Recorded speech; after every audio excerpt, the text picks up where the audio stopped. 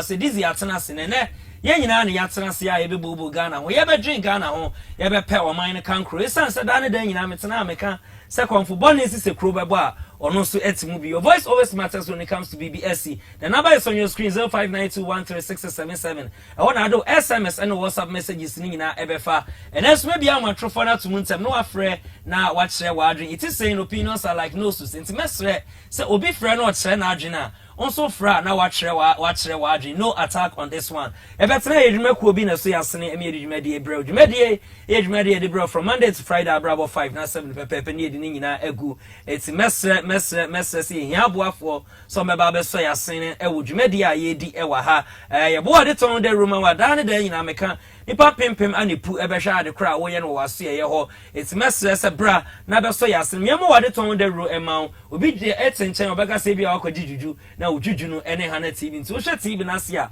crawler no number bi eda ase o frampani fo bejo so na oni omo atwetwe nkomo etimu nse ne nso sa ema ye sobdot apia e okumase kwada so bola kesiem same premises hana TV ewo enka ne ba bia na ni TV any odo TV ewo no eho na papa ni di ni dwuma wose wani na fra etesi so wo spectacle asa na watimi atran asa na watimi kankan anampo se asa na watimi anante dia fabre na so ye obeti ne te e dia ma on fa dro bi so wani no so on fa ba bi nchine so ba mu adro no na pass through obi inside ho and e be magic works no wani na free baby etesi so e beti spectacle no unse bi mia no nko aba ma wayemre e wo mpam me chere sexual weakness, syphilis, gonorrhea, typhoid, low blood pressure, high blood pressure, asthma, diabetes, any other chronic disease ya re awako a enkoda ma mo ya re so a enche se onsa so doctor apia say ya re bia titu america na fa ne number na frɛ no 0547664872 that day you know asem bia oka was some fire re ne emma ne nhwa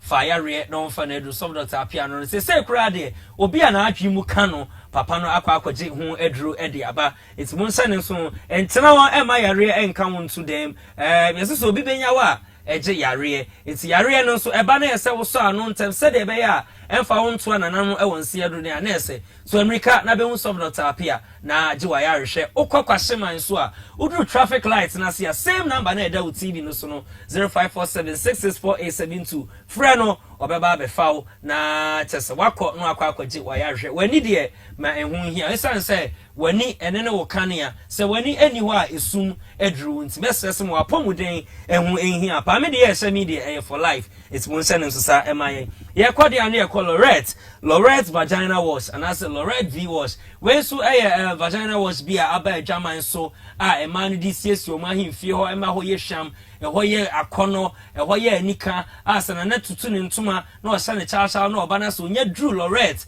akache ho a ana odru ahimfie ho ade Lorette esiesie ho a o na ese watu adi na na wie ya na o to mansen de ama na o do ko trip e wo Dubai, Italy, Canada, Mexico, Qatar any US ne nasefo e kan so dia Escalade Impala Rolls Royce akese anana ebeto e dia ma Lorette vagina wash e buy enche enso amanfo atu aguso pa a che se ama hemfo no e chance ase cheche je se enya easy cry it's Lorette pebina oye babunu oye oba de here say oye oba from 18 years going tolerate na fasiesie ho wa wawie ama akira de no kra aba no awie no Lorette esiesie ho infections nyina ebekele no ede ama na sade esie ni edro no eye liquid na hia sa wahia uhia asawa metre cotton no wa mia kakra de agusu na wa insect me sesa wo de ahye wase na wada within 12 hours overnight oda na de eche so 12 hours na ese wayi wase wo ebeche infections enka bia wo bia ebe free wonti from abo 0243 722 641 0208 761 673 0502 0761 80 dudwa tu omunko ejoso menhia ana misi haba in Rome Ashtown ho ana mbenya Lorette na ma is on your screen obetimi afa na wafre omo na woni omo achechwe nkomo pa eye so without wasting my time yen call Lorette for akache ye jinka so ne eba ye wi a ye de nsem no ebeto aso because another as a bra another person in my city won so so ya no tiatia me nya hwe kwa no complain it's a national in my city na de na ko so akora iti asem no no mucho mu nya so ba Hello, babe. Wow, babe. I have a surprise for you. Wow, that is my favorite. And I'm gonna need Jay. Wow, But thank you very know much. what? Show with your girls and then remember we have a dinner tonight. Hey, wow. Oh, thank you very much. Mwah. Hey. All right. Bye, All right, ladies. all right. You may see you, right? Okay. Hey, Asamo, this is my secret. Yes. Also, will be. When you say, baby, you're so not me, and then your manema no you mean, na infections here, they are the home for you. Me and Cassana me because sometimes they do maybe a catwani, the money may be a few or banner. Nay, some kitwa, and will be share me in your leg. Na me reach and aboa me, and Mamma Siachi, and Mamma Sia, and Mamma Safra ye there. Oh. I promise you, no red vagina watch and a you. When you send me communication, my name, any do.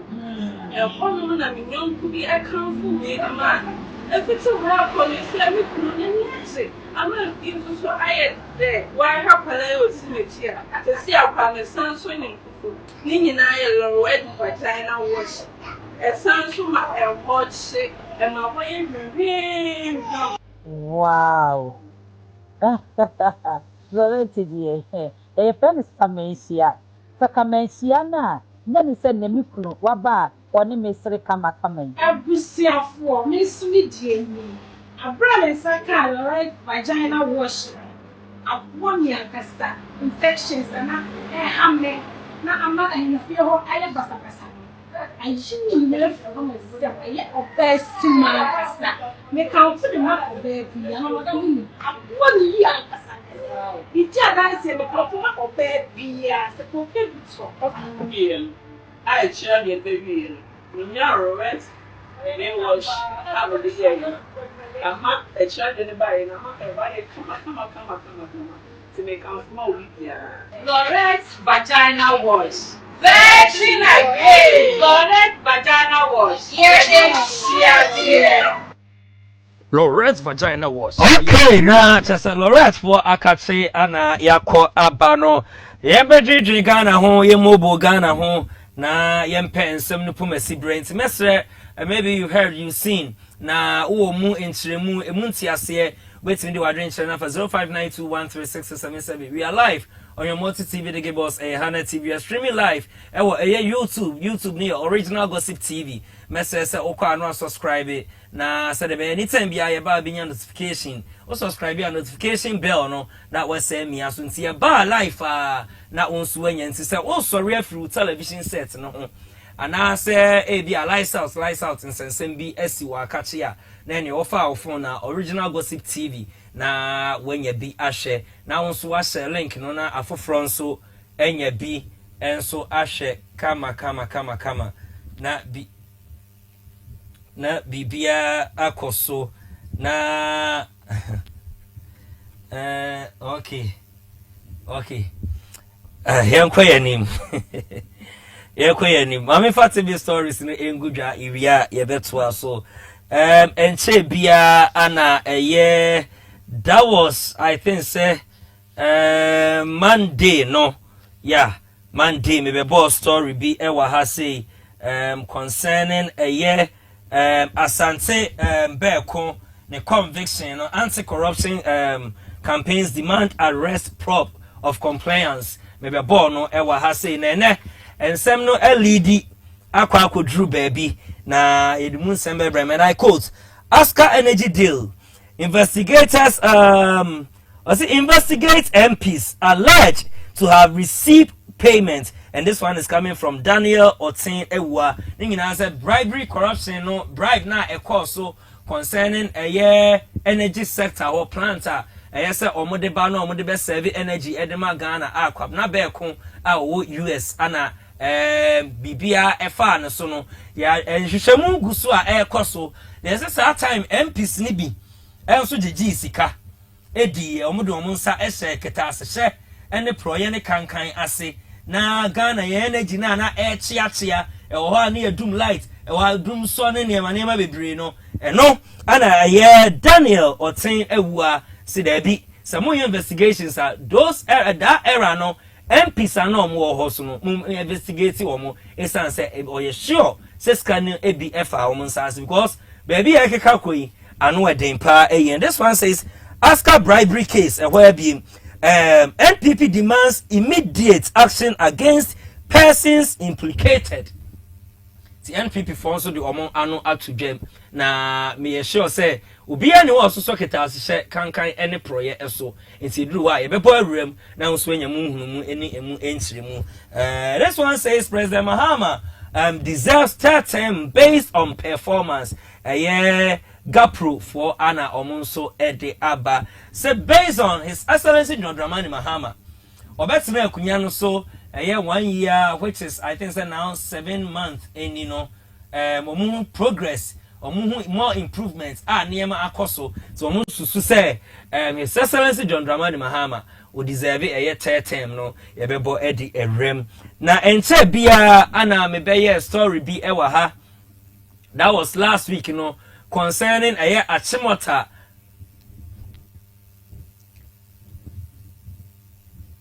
concerning a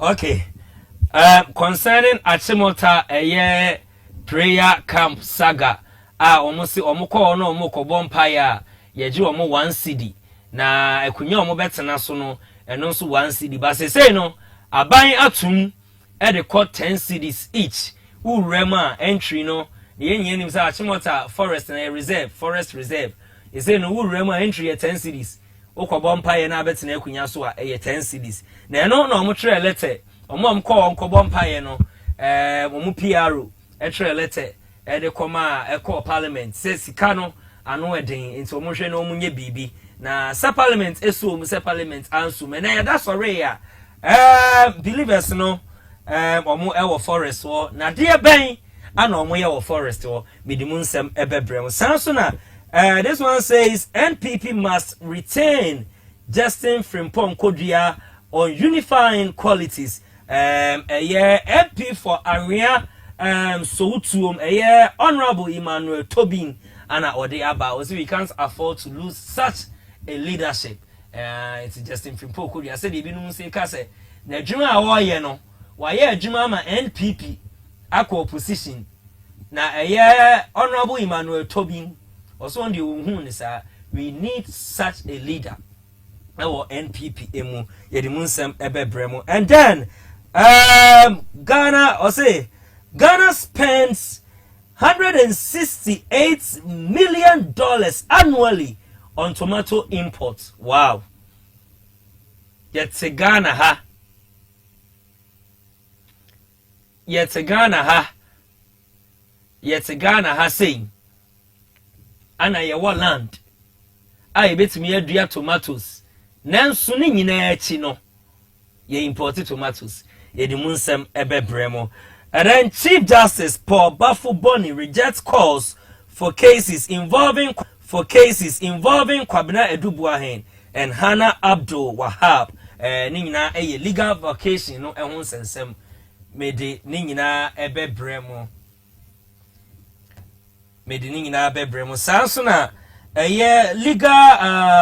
legal vacation trial saga na. This one says I will fight this with everything I've got. Atachia ana ede ansem we nyina aba betudwa na Reverend Owusu Bempa na no Sunday ugina na sorry dem edi DNPP fo atem ano eden na sa story no me bai ma anye nyame anim no kreni ba bia head towards to no na sameye sansam na akopie siga eho siga atuja sanso na afia Schwarzenegger abekasa kumchacha enso abekasa we ene nsema aka ana yede ba besom ye man kronkro Ghana. So without wasting my time no I mean san twa me husima ba akopɛ enko Lawrence for akache emra bibia ye beto adwumadi no so.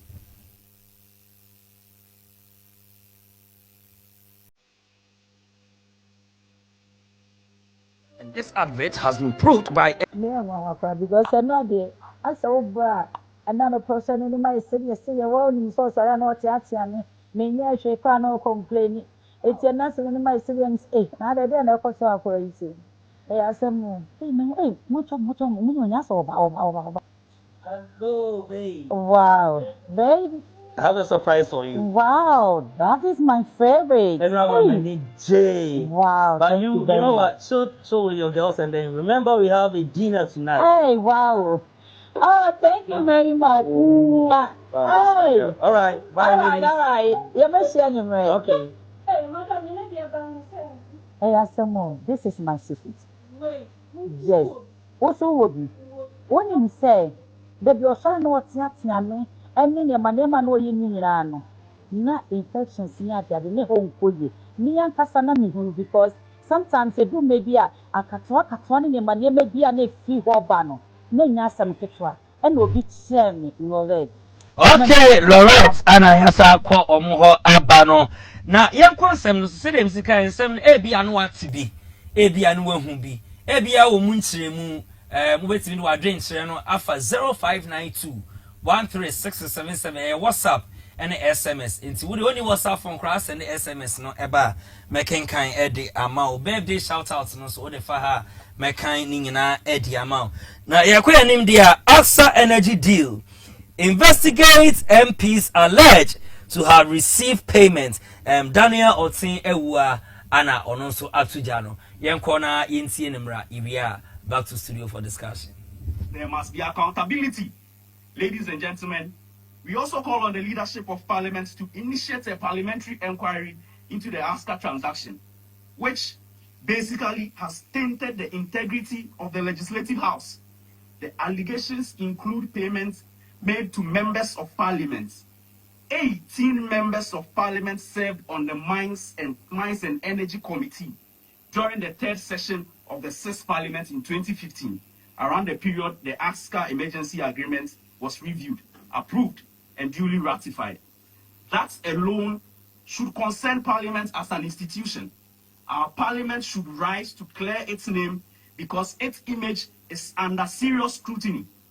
There is now evidence accepted in a U.S. criminal prosecution that money was paid to some members of Guyana's parliament in connection with a transaction that Parliament was constitutionally required to scrutinize and approve.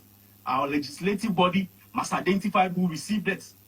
Parliament ratified the power agreement.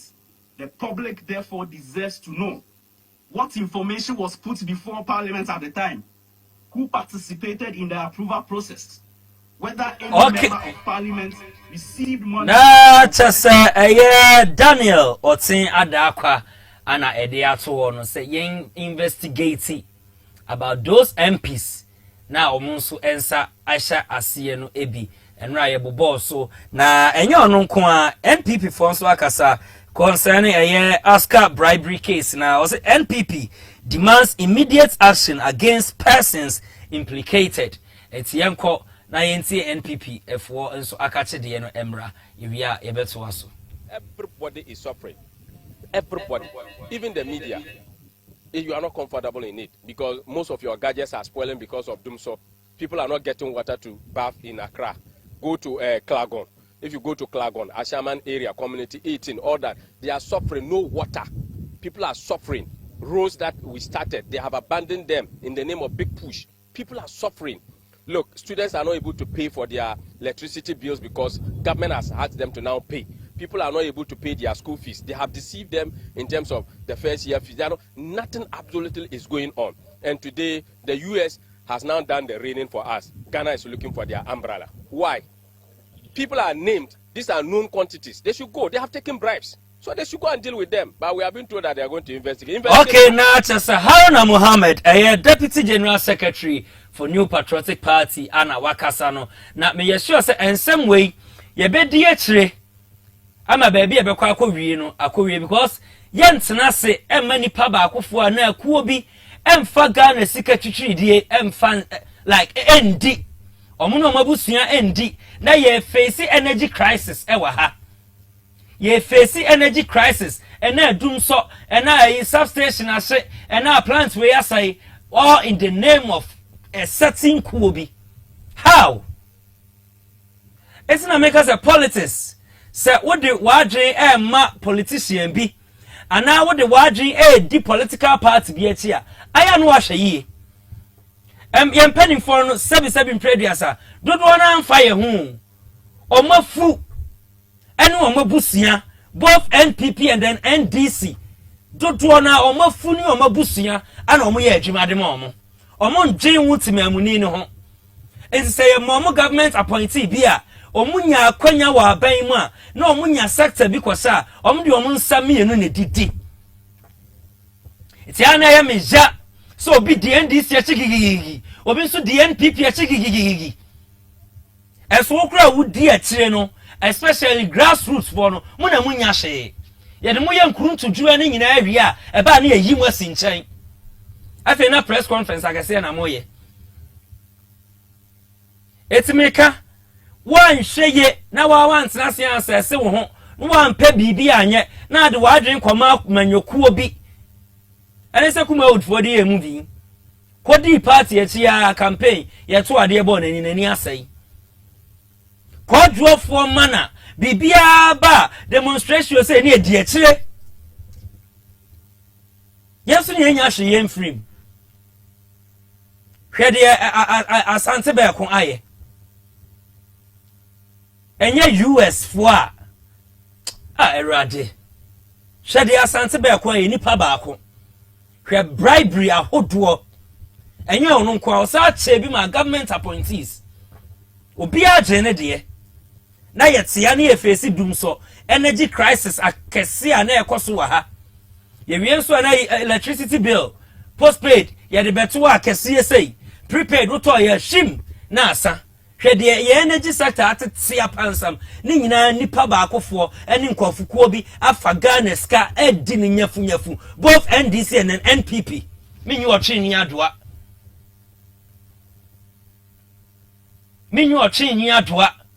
ene se no ambebo video a 2023 ye ready na ya ajanto ensem okokan concerning time na NDC for your campaign so romo ye demonstration e de yakọ Bank of Ghana hwensem a to force ne kan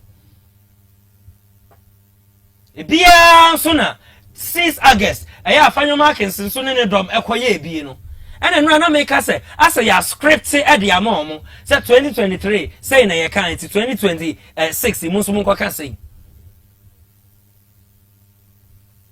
what's wa fa ho adwen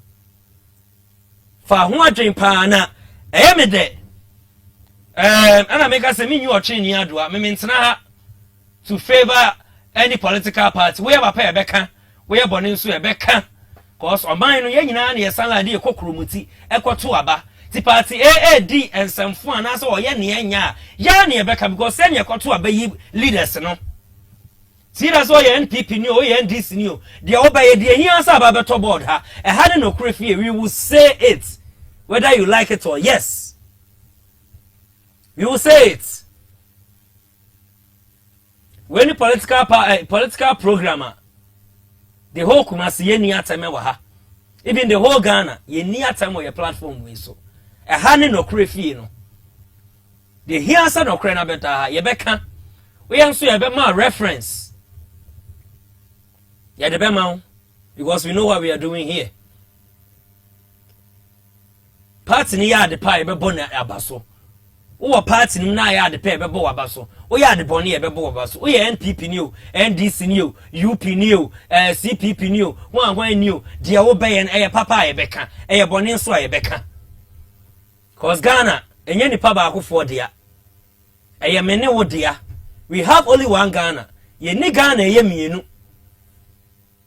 Tumi assess ye ho yembo ye bre ye ni enhu political party a ye be join ne ene se ye don se akuo no krempa ye susunfu yakoma na ye re nyina nsem ko sa politician no a ye appointing as a minister as an MP no wo hia bibia san kwa no de be ma wo di na chi no ope sika kuma bi ma wa kase no de fine wo de bua na busia o de bua na busia.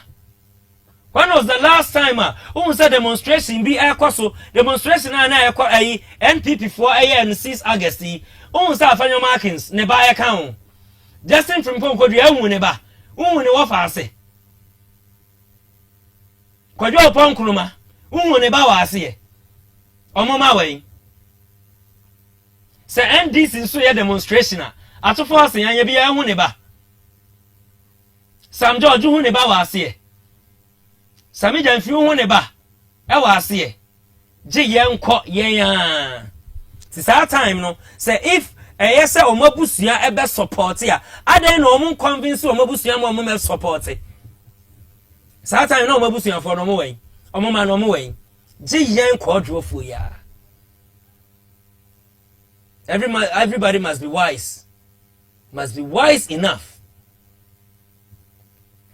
yan consem no so say dem sika betimi no adwen channel for 0592136677 what the power making kind ni na ma e both WhatsApp and SMS what the power making kind e dia ma yeah also there this one says President John Dramani Mahama deserves third term based on performance yeah gap proof for ana ede ababetu ya yanko na yinti omo emra we are back to studio for discussion.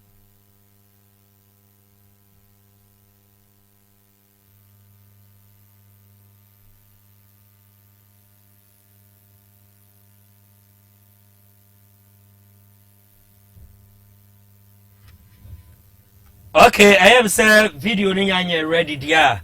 Ni nyina ne say eye gaprofo ana ede ababeto Ghana fo nyina anim say based on performances. Ana performance. His Excellency John Dramani Mahama oba aban mu enche kura just eye producers video na ready dia yenko famra.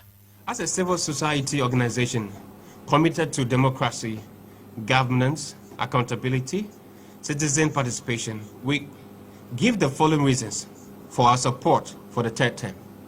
1. Unfinished business required exceptional leadership. We respect our constitution. We are therefore calling on Parliament, the councils of state, the judiciary and the stakeholders to begin an open, lawful national conversation on whether the amendment or provision can be made to allow President Mahama to serve again, given the exceptional circumstances we face. This must be done transparent, with a referendum and with full participation of Ghanaians. We call on Ghanaian media to approach the third term debate with the highest standard of journalism. Headlines suggesting that President Mahama has decided to seek a third term should be published where there is a credible evidence supporting such a claim. The media should distinguish between what has been said, what has been reported, and what has been speculated, and what has been independently verified. Well, not to say Ghanaians for progress. I Chanitia say Gapru and omudi omun 7 abetuja number no other screen so 0544466694 mubetimi aboerem say dem sika na wa wo hwe me from achichini bench wo ana ene me ni wudi dwuman ti message so mo frɛ WhatsApp line ni nyina bano gusu ameka say amanfo frɛ WhatsApp line no message say munyai number no phone in die no ana mo frɛ 0544466694 0544466694 no ana mo frɛ ensi so na ye ne mo entwetwe nkomo so betimi aboerem na wa frɛ na wa kyerɛ wa dwen and based on Ghanaian for progress omo rihye mu no omo aye no ni nyina ne se omo se President John Dramani Mahama ogusu a obo adwuma mesre mo amofre WhatsApp line no mo amofre WhatsApp line mu njai na mo mfre number na e the screen no ase no phone in the 0544466694 ubo rem sisi a ya beje oso na ye ne watwetwe nkomo so eti ye bisa ye ho Ghana fuei Gapro Ghanaian for progress almost says Excellency John Dramani Mahama would deserve a third term because of the performances. So President John Dramani Mahama would deserve it and also deserve it or by 1 year 7 months ni then and I won't say his Excellency John Dramani Mahama why improvement ben ana akwaso wa sitinem improvement ben ana akwaso wa constituency improvement ben ana akwaso wa region improvement ben ana akwaso wa sitinem and then Ghana as a whole 1 year 7 months. Yawa and I see a dunketia. Emeka say omo mpesa His Excellency John Dramani Mahama or quarter term ni bia or kasa sa ankofo no omo te say Ebola. O kan say bebre o so omo push His Excellency John Dramani Mahama say on quarter term no omo ye dangerous as Ebola. Sankofo ne pay His Excellency John Dramani Mahama asem.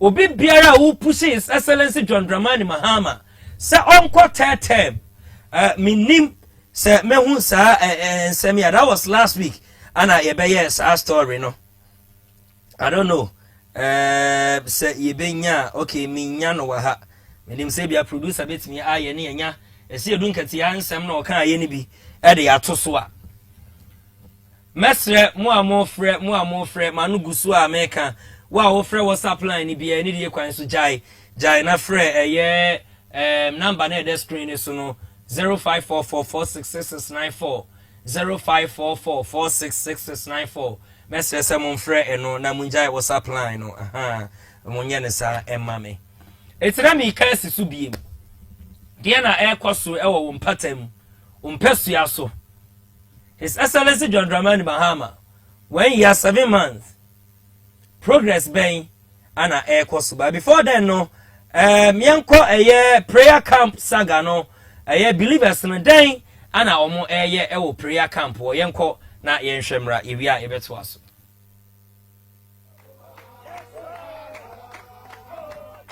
Ghana for Bekai say, a Christophobia or Quachimota Forest, Eco Bompire, what the one send to Abontin say, Caneno, Udru Achimota Forest, the Quayano now Pise Urema, Sika Wagiano, one sit, Nanso ne were Kukurumu at the core, a Ghana city no, a do a 10 cities, Nasasimi, I heard Christopher Pa, Biaya, Ubejina so Bompire, a Musikani Nanso Aqua, a Nimu, and I'm Sassimi Sunti, I'm a Christopher or Cobompire or Honowing, added to Achimota Forest in Penyon Phonemu say, wanted to so, Nanso, was shiny more Bissi Sabri, Sika wanted so, and nay, Adonka Sekopium or Honum no, not a month for Yao, or Cobompire or Achimota Forest one, or sign Ababi Pimo, ya knew Rennie Dennis Samoa Asaria, and we PRO Emma Ghana United Pastors Association, Edin Koma, or didn't send be at all appointing.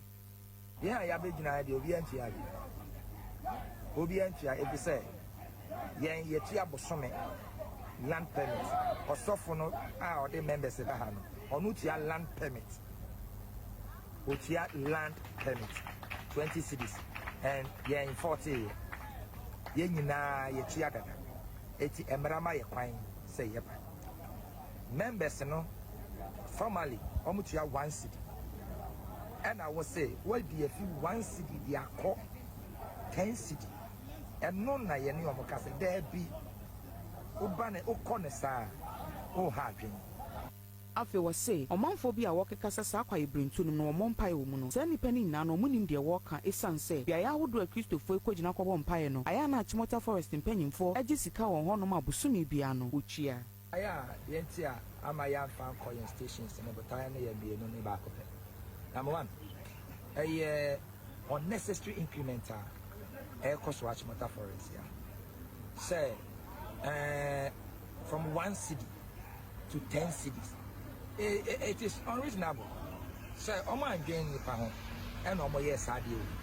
Number 2, Moon Sadan need shelter, Pia, Waha, or ye passe a bompire, in so type to me, Abwayan, there be near. Be side near. Ghana for Bekai say, a Christophobia or Quachimota Forest, Eco Bompire no, what the one send to Abontin say, Caneno, Udru Achimota Forest, the Quayano now Pise Urema, Sika Wagiano, nay, 1 city, Nanso ne were Kukurumu at the core, a Ghana city no, a do a 10 cities, Nasasimi, I heard Christopher Pa, Biaya Ubejina so Bompire, a Musikani Nanso Aqua, a Nimu, and I'm Sassimi Sunti, I'm a Christopher or Cobompire or Honowing, added to Achimota Forest in Penyon Phonemu say, wanted so, Nanso, was shiny more Bissi Sabri, wanted so, and nay, Adonka Sekopium or Honum no, not a month for Yao, or Cobompire or Chimota Forest one, or sign Ababi Pimo, ya knew Rennie Dennis Samoa Asaria, and we PRO Emma Ghana United Pastors Association, Edin Koma, or didn't send be at all appointing. Yeah, I have been idea of Yantia. Obiantia, if you say, Yan Yetia Bosome, land permit osofo no a ode members ba ha no onu tia land permit otia land permit 20 cities and ye in 40 ye nyina ye tia dada eti emerama ye kwan say ye ba members no formally omu tia 1 city and I will say well be a few 1 city they are called 10 city and no na ye ni omu ka say there be ubane okone sa o hadwen afi was say omanfo bi a wokekasa sa kwa ibrentu no omompa e omu no se nipa ni na no munim de woka esan se bia ya wodo a Christopher ekogina kwabo mpae no aya na Achimota Forest mpanyimfo agi sika won ho no mabusumi bia no ochia aya yenti a ama ya fan coin stations no botaya na ye bie no ni ba ko number 1 unnecessary incremental cost to Achimota Forest ya say from 1 city. Okay, PRO for a Ghana Pastors Association, a Samuel Asari. So for baby, I will be a Michiao. So for what if some Mokowa, more the members no Kowa, or Mukoye fin egu? It's due to sanitation, and I want city then eto. So for me, Bisao. Se obi de 1 cedi beto offering mukura mpa aso wodo do na mompe enti mo no amobwa moji afore akese offering yen to 1 cedi mo frɛ obi so me direction e ho niema mo nka so nkoto ade ye 1 cedi no ti mo ba o 10 cedis na mutua no muntimi ntua the last time I said it here se wuntimi ntua then enkoho Yesu Kristo ya honhumo owo baabia o se baabia baanu ana ba sanhia no na ono awurade na owo ho studio ha kra yete ha ne ye nipa mienu nipa miensa yete na ha bompa ya ekonyankopon ho asori dan na masisi wo ho yeden asori dan na masisi wo ho yeden classrooms ay binum teachers ne students ne bi de da wo ho nyina kra mokokwo bompa ye wo ho cause edru Sunday a classrooms akese government schools and private schools ni mu bi ana asofo akwaji omo ye ho asori e ho bompa ya enko science lab amanfo ne amanfo de da wo ho nyina ye bompa ye wo ho eko nyankopon ti yakoma mu onti asori dem on still nyankopon ti asori kakraka na yes wo no asori na ye say aya fashion no enye wo na nyankopon ti na se ye nyan ye munhia dentina ye nyina ye kosia e wa asori dem ni atontom nyame ye yina ye ene park so edura nwumra kwahwe park so various park e wo constituency ba bi a wote hwa asofo ne prayer tower for any church members no man kasa also mo bompa ye wo ho Achimota Forest nkwani e jina bompaye. Achia Mountains nkwani e tena bompaye. Last time me kan ha. So usua de kwa akire a, u study archaeology a. Ana abehu mysteries wo murem.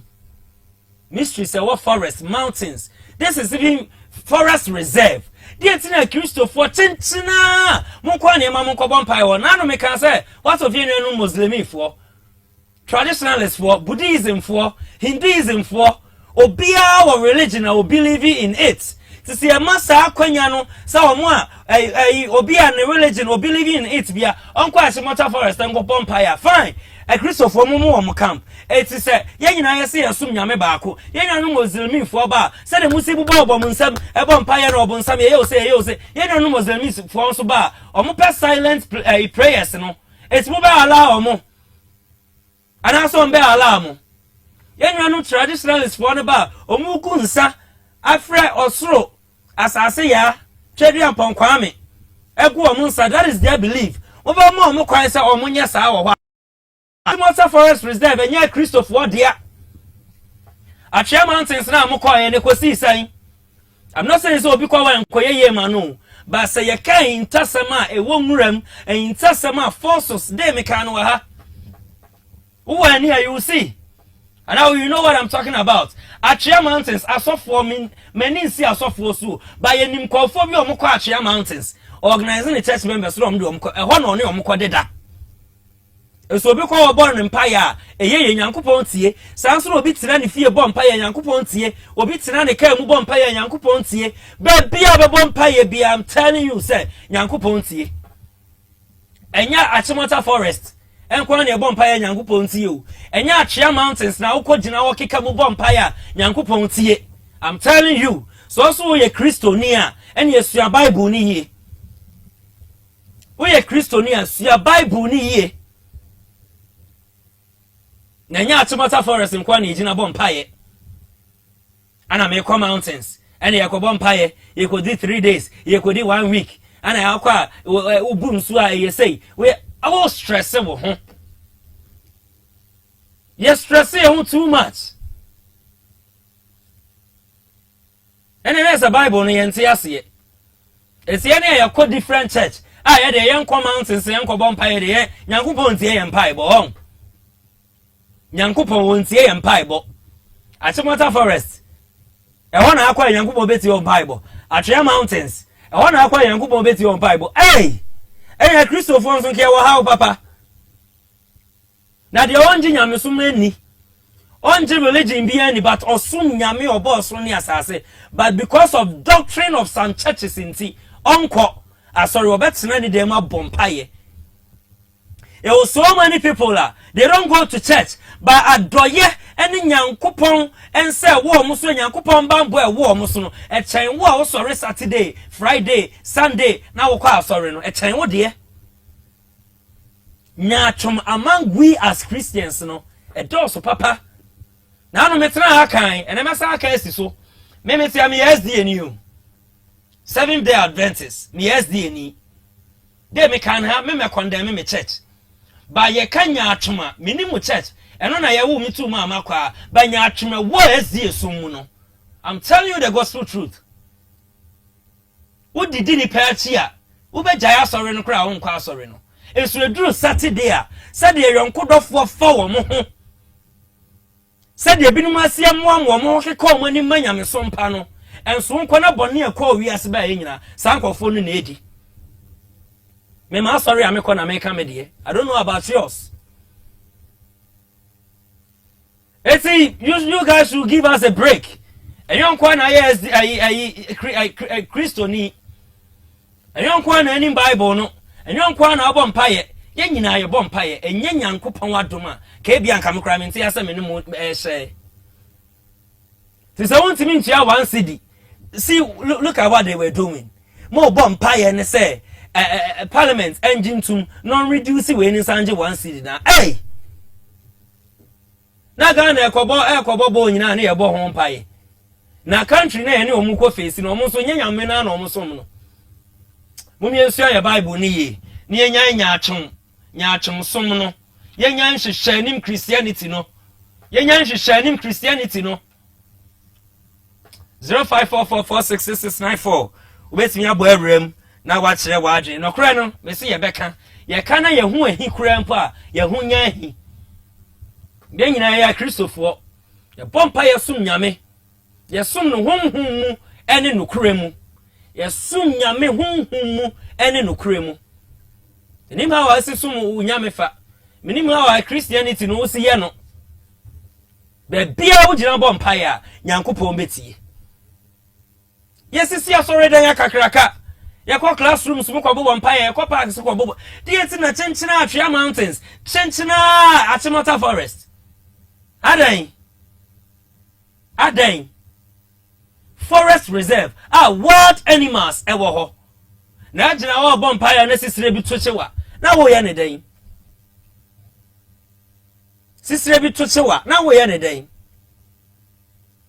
etimi da meka Sir Christopher was a woman to mean to our 10 cities now. 10 cities no cry for. Because of be anywhere for now. On budget 1 city. But for real, ye shall buy booma. Power. Power come Eddie. It say ye Jumantain. Not yet to me in your power. Yeah, your parliament dear. yen medjuma ye papai waye. Nkoma hodwa oni yedi. Said ye kano. Your opposition bia ne attitude and abusua yes I would cause our position, you know.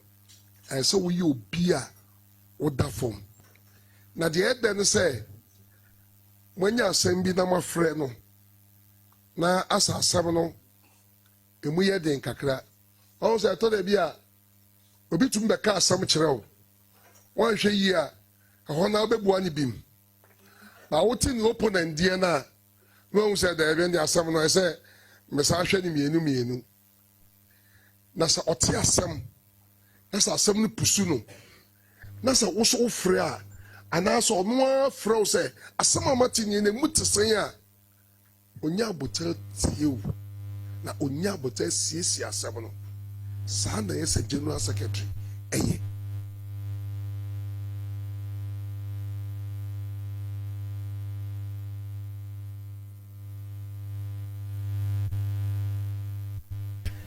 Okay.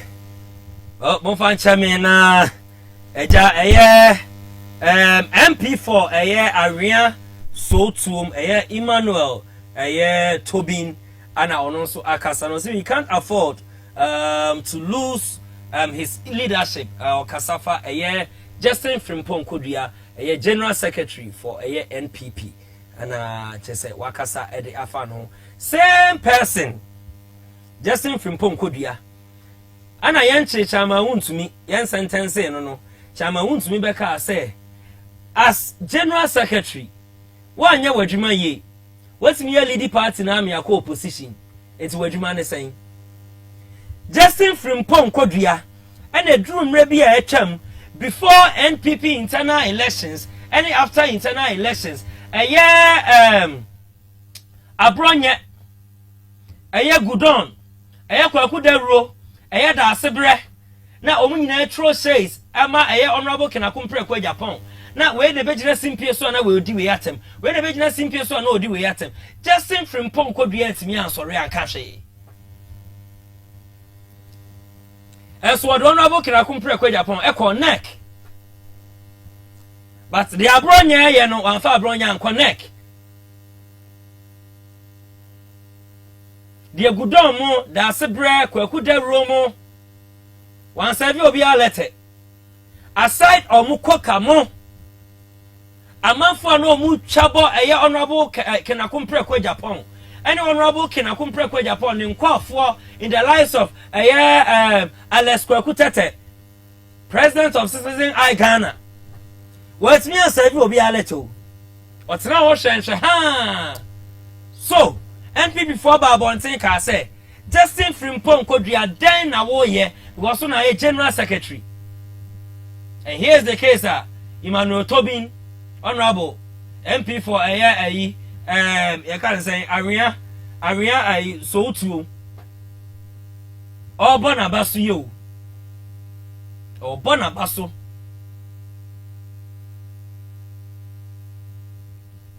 NPP for asem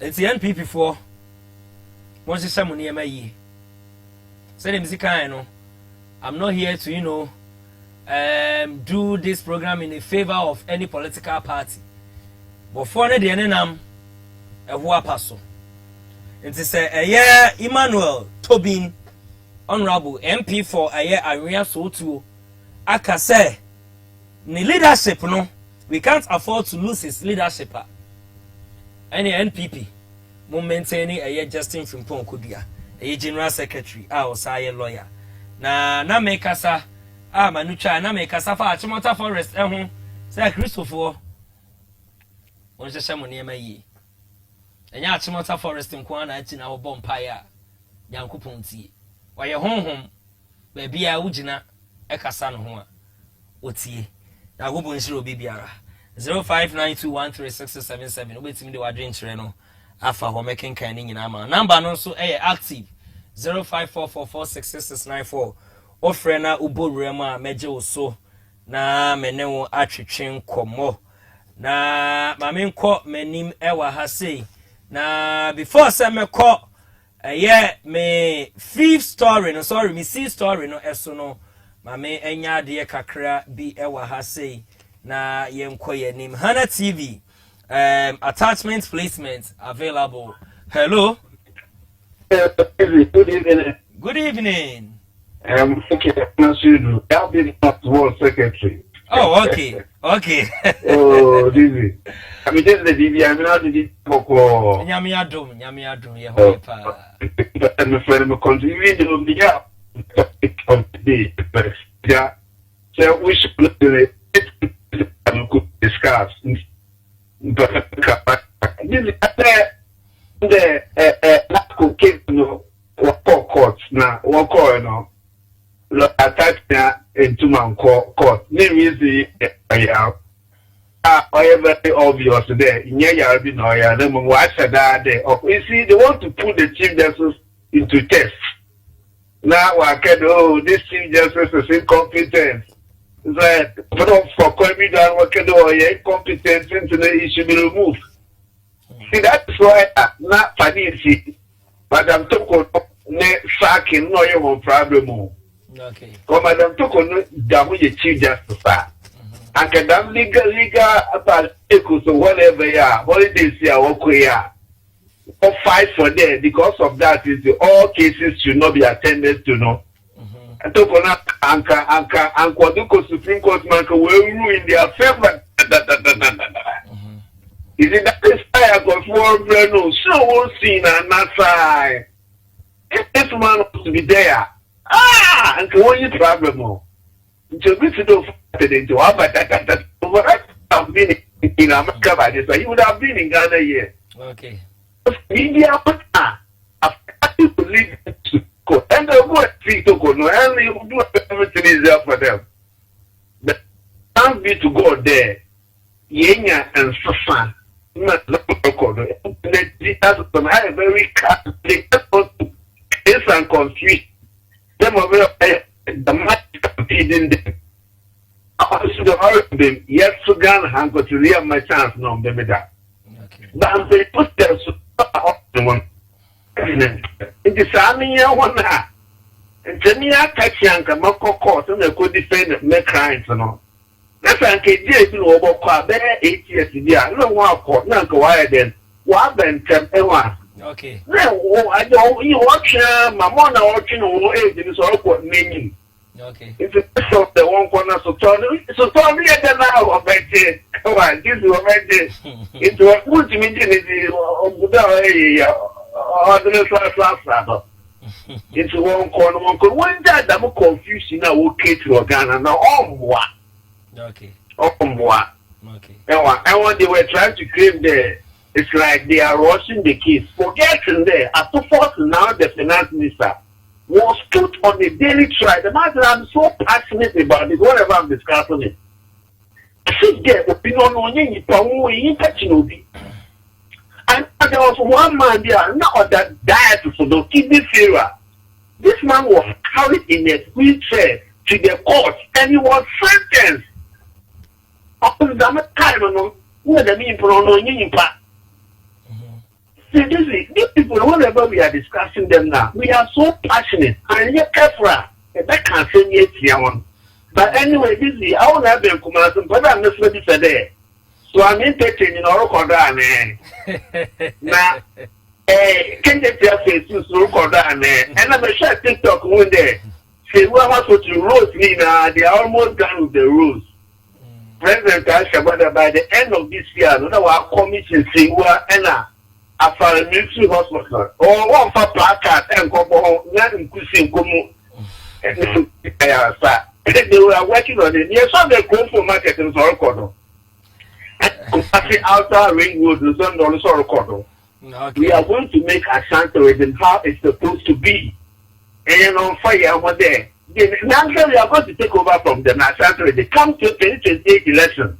Yes, because today, in the first man study, any young man and when him said the 0. When you tell me, I always see the assumptions are one of the most intelligent right because looking at the way I want to them, the way I want you will be, they are very intelligent, but it's a friend there. And Kofi Mama coach and you were there, they own the MPP. And now thank you to God there.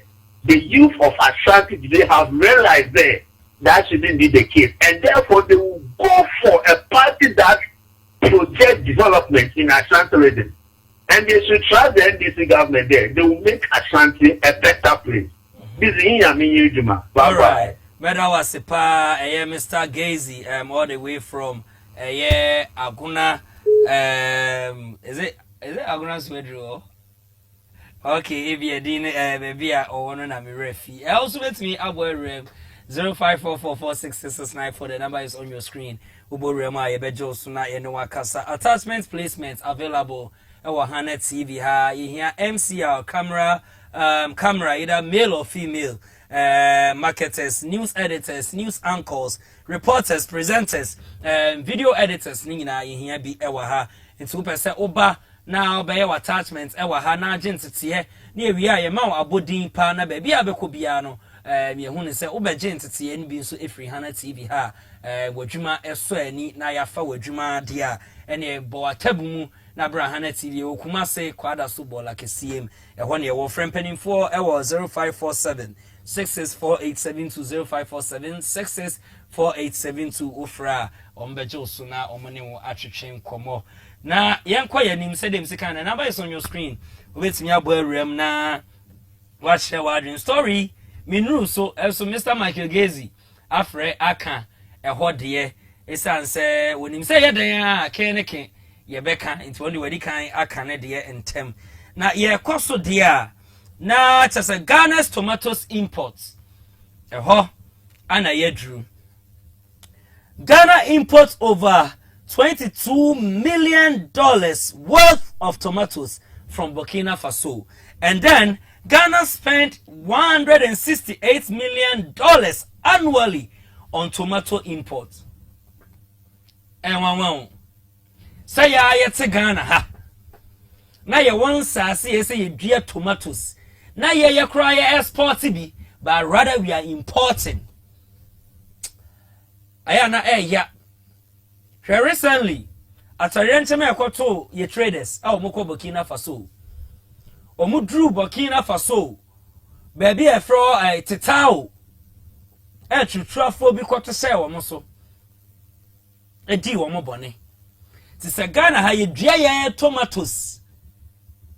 Na To imports, mainly from Burkina Faso, are estimated at between 100,000 and 120,000 metric tons annually, costing Ghana about $80 million. Processed tomato imports, largely from China and Europe, are equivalent to an estimated 400,000 to 450,000 metric tons of raw tomatoes and cost about $150 million annually. That puts Ghana's annual expenditure on fresh and processed tomato imports at approximately $168 million. More than 60% of fresh tomato imports enter the country between November and April, when domestic production falls sharply during the dry season. Average yields, however, remain between 7 and 10 tons per hectare, compared with potential yields of 20 to 80 tons per hectare under improved varieties and better agronomic practices. According to the researchers, the constraints include poor access to quality seed, limited irrigation, declining soil fertility, pests and diseases, and weak extension support. Ghana's dependence on imported planting material is another concern. The researchers also pointed to underutilized irrigation infrastructure as a major constraint to year-round tomato production. Of the 15,000 hectares covered by 22 public irrigation schemes, only about 9,000 hectares are currently in use. The situation in the ginger sector is even more severe. Researchers indicate that demand increased from about 18,000 na chese tomatoes e won sensem ana yede abeguno enche bia ana a Greek minister ebeka say seats no His Excellency John Dramani Mahama kwaji biaba from Burkina Faso. So onokro kai na onye sure of himself. Or say within 4 months there na Burkina Faso tomato seeds na omu hia akuafo ne hia say ya enkase ya de ye dua na asai wodi si wa na ati nsuo enti o dua omoboka omonto no omopeboki na de ne ho adin na ade si wa eche no enti sasansi John Dramani Mahama eka asese no na ye pede a eno na Ghanaian farmers tomato farmers so pede a ene obe ko Burkina Faso no ne your government no edi nkomo no waje e ho seats ni bi dia brega na fo akuafo no omadia na eba said ebe ya atoye nchema eto wo mo no ebi NCB a great minister ebe gina parliament eka say he is not that sure say within 4 months no ebeba but or share him say within 4 months na ebeba ene ye hwe secretary die a Ghana expend e was just tomatoes ho import of tomatoes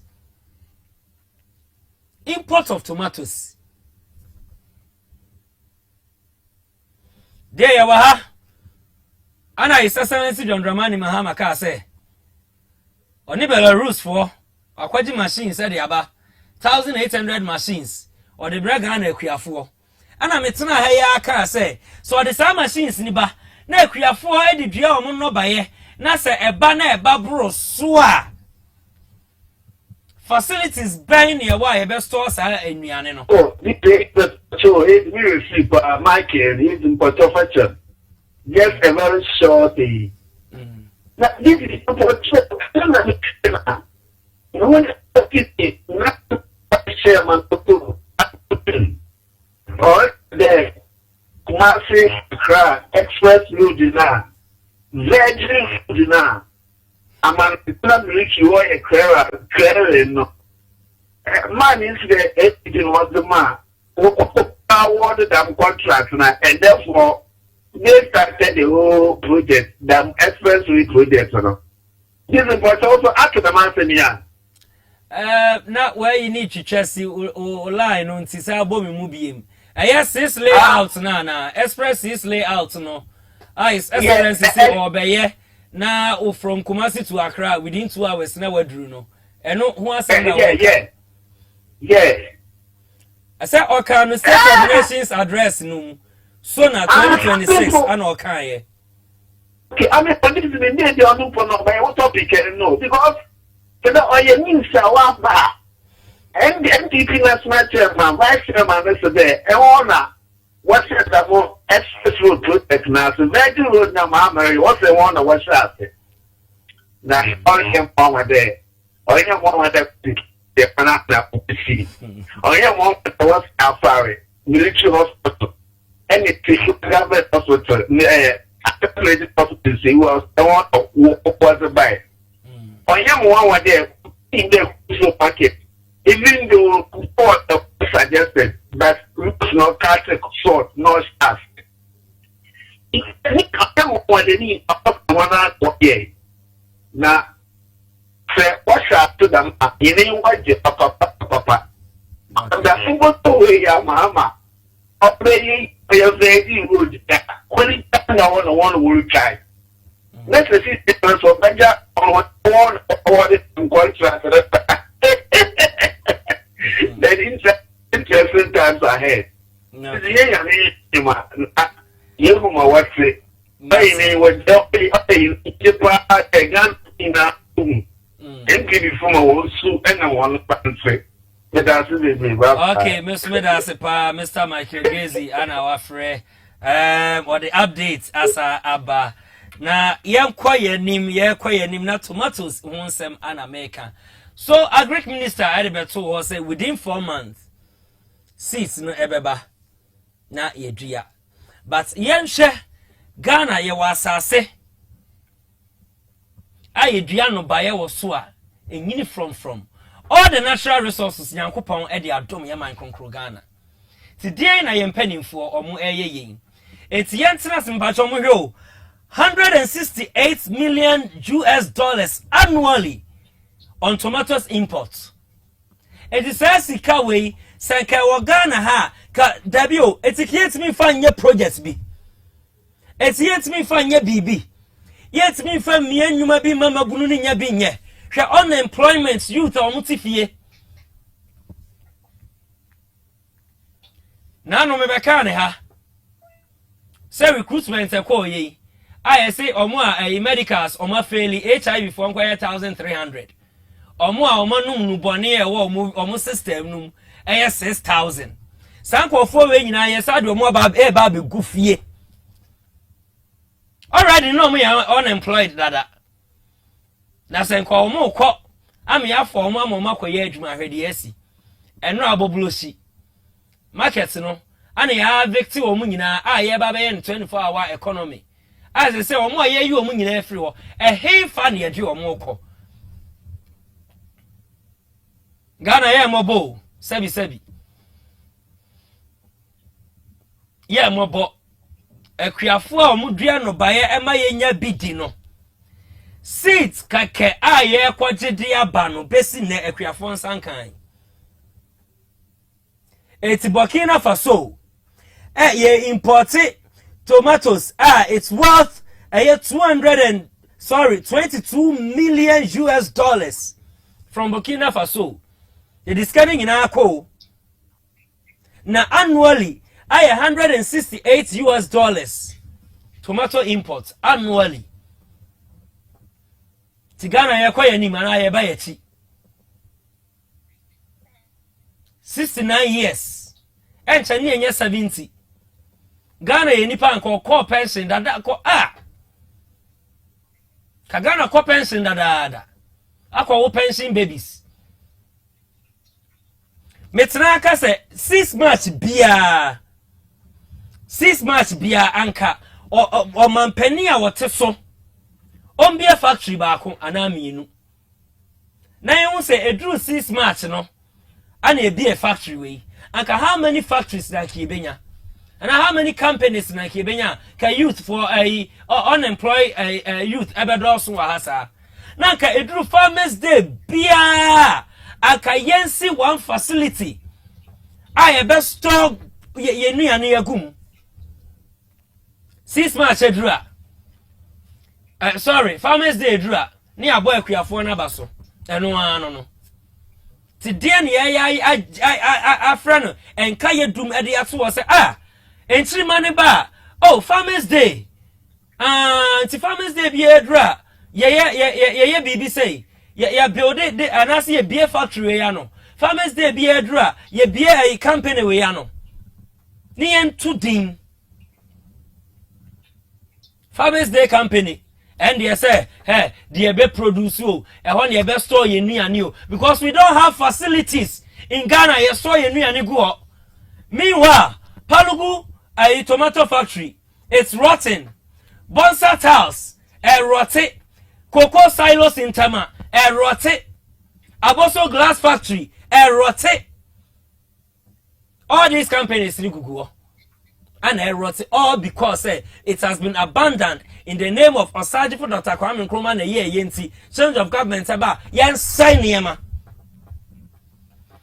dem it na akan say 24-hour economy is Excellency John Dramani Mahama implementing no it these factories ye je egum rem a wo egum emponchi gum akire bi na premier egum say rotte ye jama ye machines enyina egum say no it yet me revive and resurrect these kind of factories and for being a 24-hour economy market. Nancy from Belarus. I know man penny kwaji machine said by 1,800 or the Bemercury force or Mufanya Juma. And then besides a fine, ye create for your machines the year Juma, or when you fertilizer said the year Juma, then no buy any bar. Yenina a babuaye, Nasa a banner bossua him funny years to be facilities in a way. Facilities in a way. Waka no biti actually oyan Dizzi ni ana ni buafu oyan pipi ni ana ni buafu oyan Dizzi ni ana ni aje oyan pipi ni ana ni buafu oyan pipi ni ana ni aje oyan Dizzi ni ana ni buafu but asem no wonim no kre no mommy ehwa de wa ha. We don't have facilities. The best stone niane. here is the case omampani akwaje 1800 machines aba ama akuafo so omfanya adwuma na emboa omo ho nye ha na enuane no emra from koko a emra body a emra menken a emra ebru a emra banche a emra omo ya fish farming cat fish ne nasefo nya emra from aba ebuso ye import bi sorry export bi na ye be export for facilities ne ewa hen ana ye de san nuane na kogu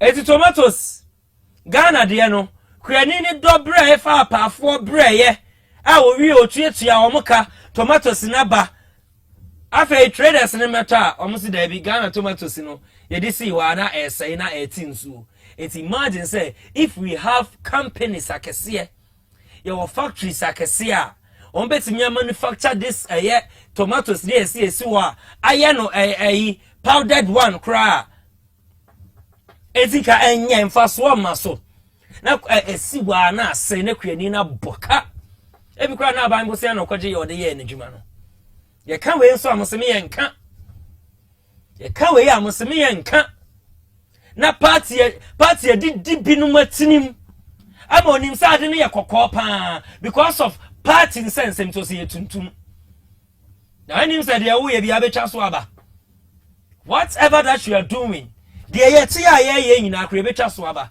say ye bone ne ye ya e be twa so aba ye papa ne ye be twa so aba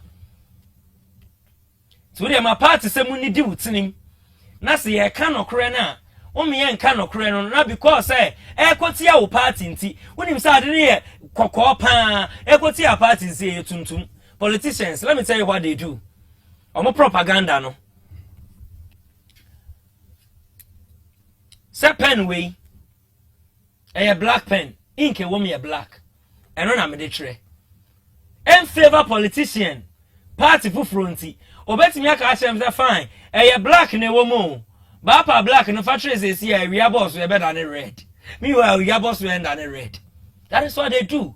That is their propaganda way, that jandam way no omubono na some trafo bi so akwa akogigi sikapudu agu omubotom na omo so bobisa ya de high no crefi o we papa ye beka we ye bone nso a ye beka program ni di Biribi Asi ye si enyasi nso ye beka but ye wa ha bia no ye make sure say ya no mpa ya no pakora ada ne dan nyina ye sere se mo fancha yen but we make sure say ya no mpa yen kodi pani bi atem obidi yes a building ho the integrity the dignity yent me mfa within few hours emfa mesai ne da bi ye tan asem ne yen tan nipa e wo this platform eso timeso so a politician na da ne da nyina wonya akwanya e hwe Biribi Asi dwumade wo hana TV then you are blessed cause hana no kre no e be pensem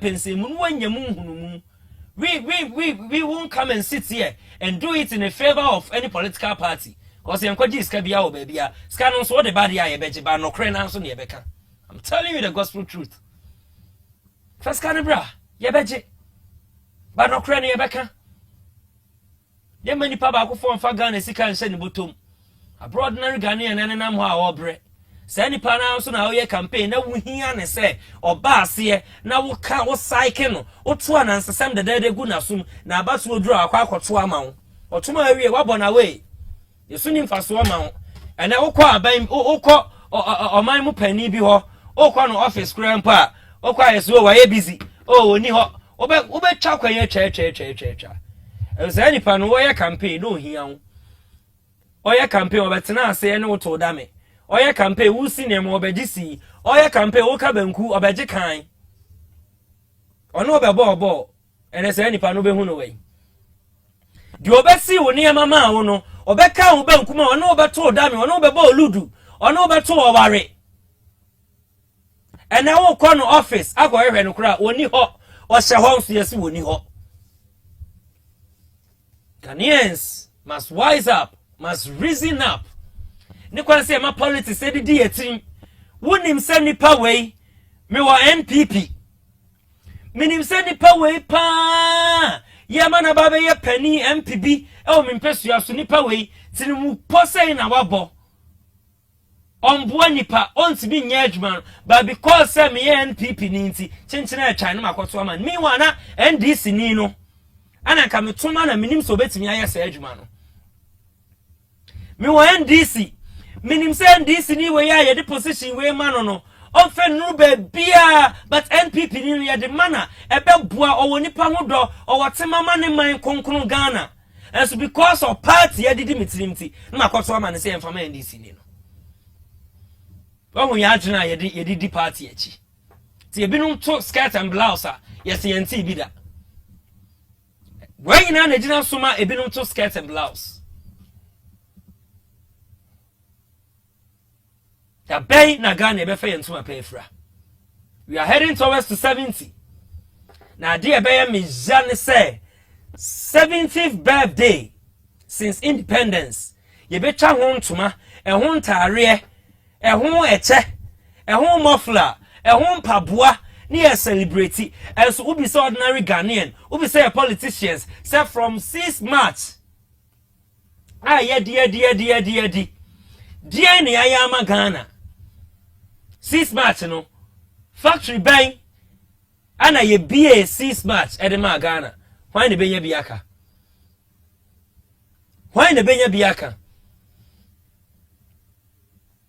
a country called Ghana.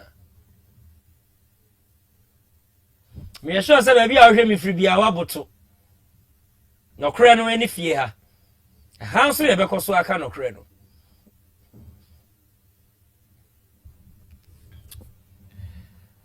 Hmm 054444 0544446694 0544466694 wait me abo ewrem Samsung 0592136677 odo SMS no any WhatsApp messages no what the befa ho making kan ni nyina ede ama na mame nkom anim kakra Ghana da ben e be fe ntoma pefra yensusuma politics ndidi yetrim. There are so many things I had in your politics, so we shouldn't even have to politicize it. But politics said it, then we politicize it. Then now I bet worse.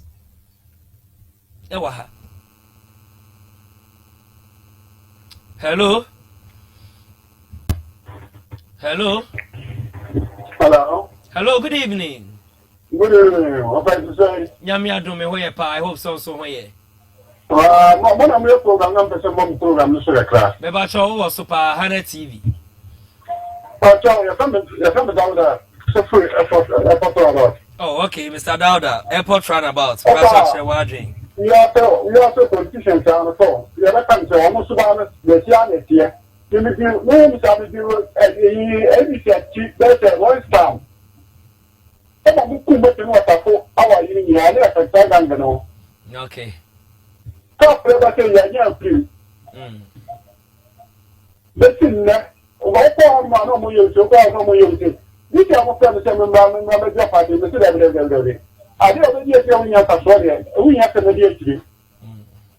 Oh, you can get the politician ya ka no me ti o ta de de mo ba un sai aba ga de. Yeah. So mo nya de ni ya, o mo la fi different. Yeah. Okay. Okay. Better was Mr. Dauda all the way from airports runabout. Onosuna Afre Ache na Adrian. Osu betimi aboy 0544466694. Me so o man no eye woman o man no eye me man. We have only one Ghana. You need Ghana bia o baby and your voice always matters when it comes to this program. So fra no achre wadrin. Cause dwumadi a ebo 5 Kane omanpanin na pamfo omunyina ate ho omutie kose hane no krefie no so fra na wachire wadwen ani die kwan so omonso betie na sopam na omode ose ayoyo na omaye wakoma so ade edi ama now yenko Chief Justice Paul Bafuboni reject calls for cases involving Kwabena Edubuahin and then Hana Abdullahi Wahab ni nyina legal vacation no ensensem yenko na yentie Chief Justice Paul Bafuboni emra yebi ebeto aso To write to the Chief Justice to say that the cases should not be adjourned to the vacation. So I am not coming. I have already made arrangements outside, so I'm not coming. You are a lawyer. You have your clients. If your clients decide to give you leave, well, go on leave. But you cannot say that there's a legal vacation and the judge who is actually sitting cannot do your case. No, that's not it.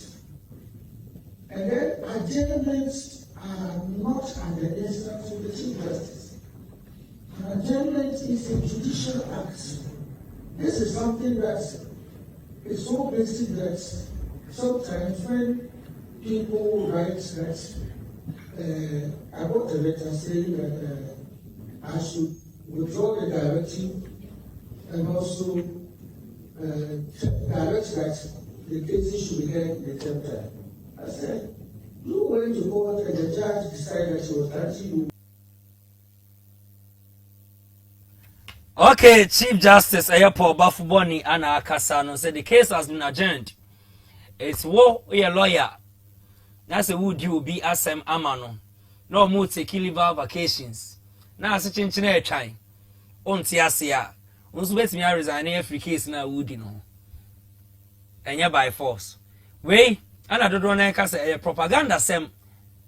Anna a year Chief Justice no. Say as a open say Uchin will be as soon. It's what journey case no. Pese or mobetana so. Edi asem no. Ama pepeyo. And I say, ye atu ye, ama de no ho eni adwa mu no, na kan tempa no, watimi you can say, watimi ade ne ho. But here's the case, I got so call legal vacations. Next, I hope so chini panu aso. As what postpone di, asem no e de asada foforo because of your legal vacations. Now lawyer Samuel Atachia, ne buafu pa, or the Sambia Babetija. Was it I will fight. I'll fight this with everything I've got. Lawyer Samuel Atachia, Anna Akasano. Yekwana yenti wonunso emra. Abra Chief Justice Ayepo Bafuboni Edin se beto wono. Reply and our response way Anna Lawyer Samuel Atachia and so Edi Akwa yenti no emra. Now when the Chief Justice has given the warrant and the judge informs the lawyers and the accused persons in an open court that please, this warrant is not coming from me.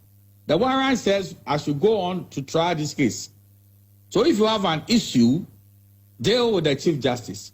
The judge said so. You were not in court. It wasn't a matter of hearing notice. It was the judge who said so, that the CJ has given me a warrant to try these cases.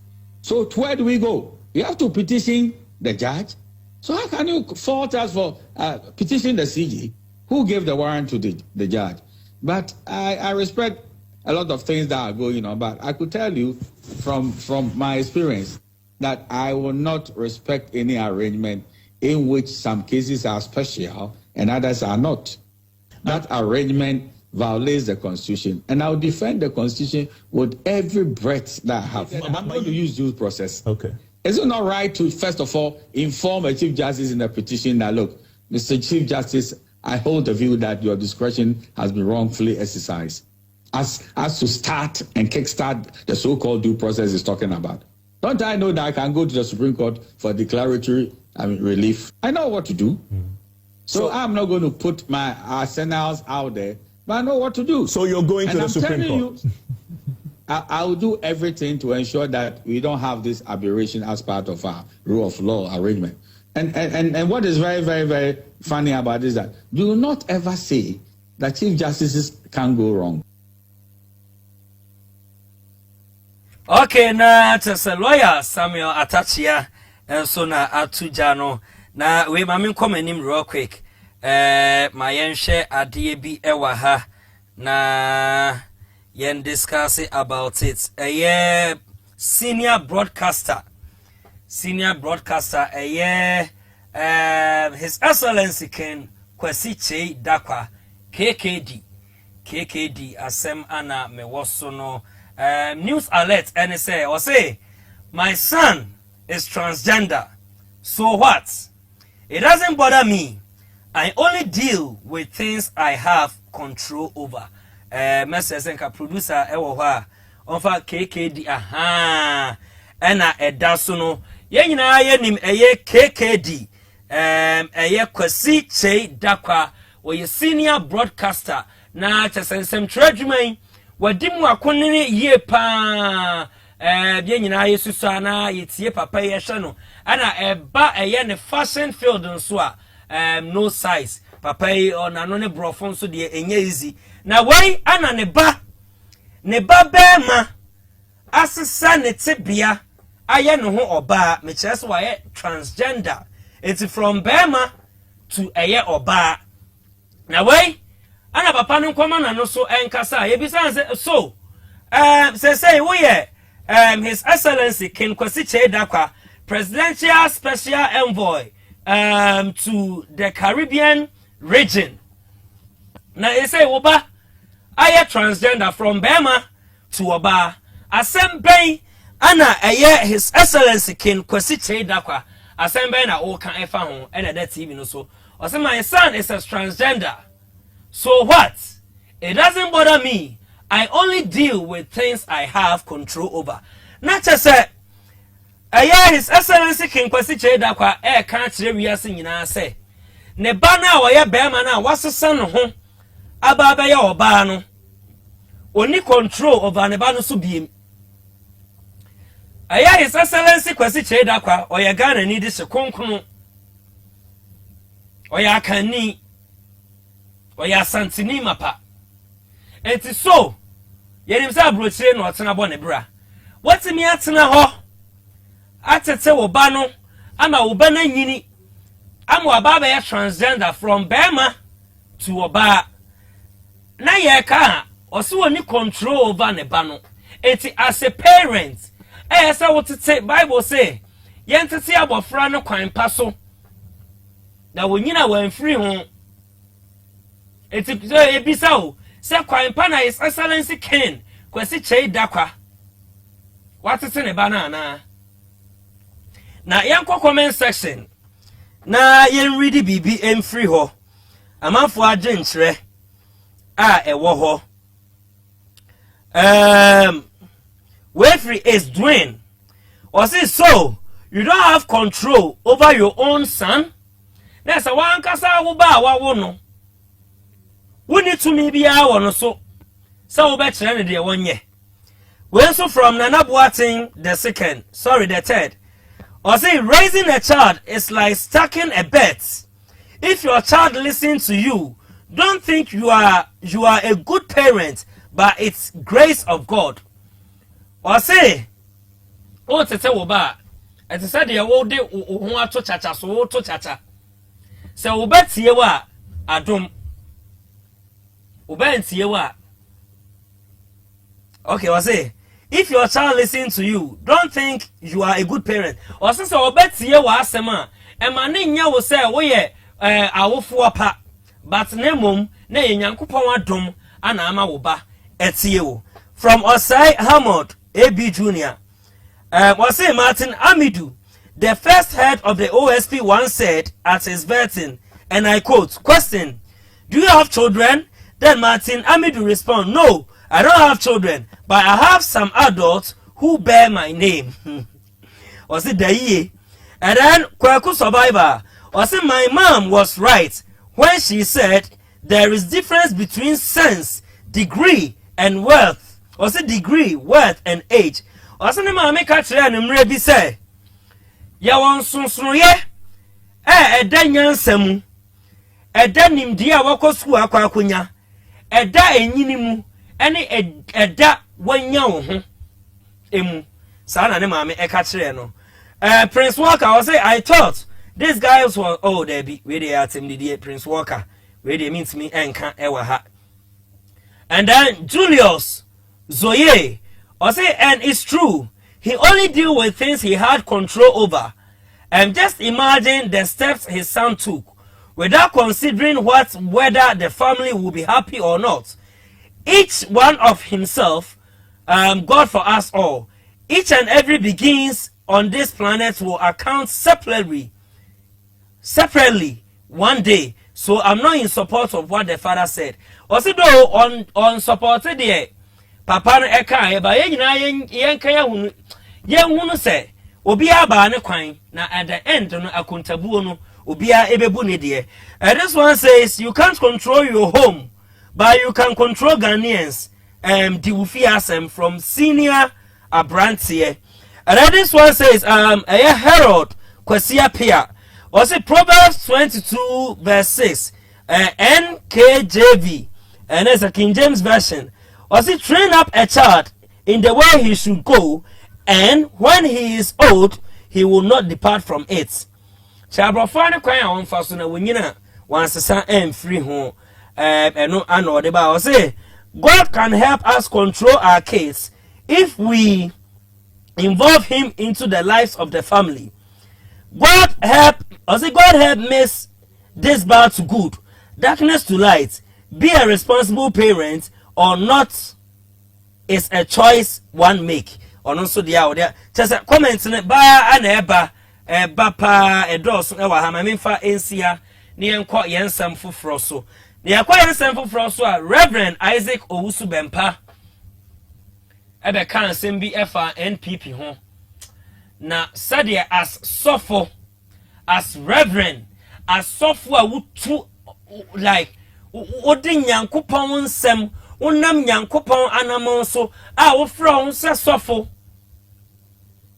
so ofa nyankopon akwan so Yesu Kristo akwan so na so obi chi akra wo tenetene no e say wo an wada ne political pastor na sama Reverend Isaac Owusu Bempa kan me amete ya medi ne ho yaw yi seriously medi papa no ho yaw pa say as nyame nipa from Genesis to Revelation say na Bible ne kire say na Bible ne kasa kire aya yempanimfo a mudina TV so mudina simpie so mudina platform edi atem eno ne nkra na o masua no as a senior pastor ana obompa yema NPP de na kwatse ba ira ahoma mu a utimi bie wo 32 etimi di amanyoku NPP atem na wi anu aka se nyo mu nyina timi di a flag bearer for New Patriotic Party. Dr. Mamu Bamia, utimi dini jina ho chabo ni dinatem. Reverend Isaac Owusu Bempa, where they want try. Na members and so sorry them budget so. And I make a Christopher asem no ya zira. Ya did doctrines be echi. Ya did a software be echi. Ana papa ya zira. And I okwa oba waware obuni sofo. Obuni sofo kotokoto ne sofo da ne sofo form ese ne kuna waware no ne kuna watiska aware no ne kuna sebi mpreduasa woda ne so ne kuna obona konhoma enya sofo no ne bona konhoma ba ne kuna bona konhoma watiska ne bi dia so e de akwaya sofo na doye oba ne bun sofo ne sin ne kunu jenwa ne sign na ambin yakwani eti Reverend Isaac Owusu Bempa edidi atem ode ama New Patriotic Party yakwani enti mra ewi ebeto aso siafo Unsem people for my Jimmy Pa. Ebinuma Jimmy Mamincho Mase. Almost a president Mama by or Chichomo. Bediana Mia Momo Chen. Ama penny Mama crown no way papa. Me and Kamechua Chinana Kufado Kraka. Asiafo. Momo Krako Kume Owusu Mo partner and Mukra Nenyamia. Nenyamena Fremi. The Omo de Amenity Mesme MPP. Sa 2028 no. Omumpe baby intana. Me caso on Beman confirm the dimatem and no crana me pe. Omu dimatem no. Na me say omo ha me say omo MPP awurade a me omo hunu se tumi Yesu dia e no dia ma me ade a me MPP for power Ghana krom ha MPP for enti wo ha na MPP ni a ene ewusudue because 2020 me be case MPP for nyina ade a be chia me ato aba na me case MPP 2028 Obibia beto abana MPP anyame no me betena so onkwa na nyina na ensma me kan si bi afena me beke kan sem o me be kan sem papa de me ka bia so ebesi wodi timi ya bo se no me no na di wachi wo no abusua nyina hwe na mo on samra no me kume wanya ono be wu na me me wo ho asiafo me kan sem se ankofo firi sa me kasa kwa ante me kasa kwa o ana me ya se ankofo firi so osu bempa otwa nanum o mo hye da nimi ana me ntwa manum o de me ka bia besi me si 2028 on be we wo de bode tito MPP woni na mo sam obi be didi ma tembie ma o med to me ba omia de abesi dan ena na me ka kire mo mo ye kwasiafo pa wate moa stupid people asiafo MPP mo bobodam pa mo jimi mo sori amoso aban we echeche mo o mo cheche hwan mo ye demonstration na bi no e na fusa yi onu dimbi o ye den demonstration moa sa no mo de hopes na doye sa no mo ye no o mo chi no onate usina doye asiafo na mo de me twen ene me de makoma na ba fom na election time no duru a me dismantle mo metete mo de mo be hu ye me se ba omia be president e o Ghana ha hwan Ghana krom ha ho ya mesre siafo adenti no samo de hankofa bo siafo unsa MPP for ma jimi pa ebinu ma jimi a ma menti o ma se o mo se president. Okay, hello Good evening to you.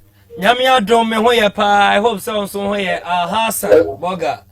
No, the person na wa bona ti gan ka wa ni ko wa ti na ami na the chair na da mra ti the second when talk about amani ni na msia ni ni fisherman NDC e kam o mo da na da party bi na msia be ti ami ni da so honorable Dr. Amo Abia strong wife into okay. I'm a chair of KCM, then come secretary of KB. Okay. I'm Zona, Mikia, one chairman, one duty. Now, very, wow, not some of fine happen. So, we should have found me so that 2016. Yeah. Some are yet too, I'll be here, Mama, every yeah, true. No one said, Mama, I very better to know what said, and it's your business. It is our papa we compare here, and it's what? Yeah. I pay a 12 baby, and this is sweet. I look at you to get your profit, and I'll bet you I don't have that. I thought I said, your mama, everywhere, why be wrong? Possibly, you are Mama, then you are going to help you. That's the Mama coach, a family mind. No better than boy or baby. Yeah. If you don't mama dear, come and up over the dear, I'm not you ready present for you. When I mean one every Pennsylvania 8 years. And on one was every Pennsylvania 8 years, or more program. It's a not dear every development power view. Okay. It's a somebody compared to here MPP, not compared to my mama. Yeah. And now that your mama, every year. And then, no, we get the APP. You do my 8 years. Now, it's when your baby don't want you. Now, me, you will be a general, Ghana. But I want to get the only Ghana or be about 8 years. That's why you get you. It is not Greno or which you can talk every time. Now, couple years, punch. Okay. They come from one half. It's also the number one. Only who care. Okay. Only she not real any. Yeah. Then you want to end it upon the water. It's not what you're done with one. Only not the mama by not move. Okay. Oh, by not some way. I'm sure they're not tonto. And this income organized as a preview to why? Okay. All right, but I was Hasa Boga and a fraction. I just wait me a boy room. Now watch the word in 7 pepper, yes, sorry, in room. Reverend Isaac Wabusu Bempa, maybe I will be our pametiao. And I wedding command you ring. Now a yummy jap me do when yao. Hello? Hello? Hello? Hello? Hello, good evening. Aha, good evening. Hello? Hello, good evening. Good evening. Yeah, me bacho di. Oh, yeah. Nyami ando me hoye pa. Oh, yeah. Me hoye pa, me bacho che wadre mame. Evening. Mesra entie wo free TV no so ada Roma. Yo, Madre sir.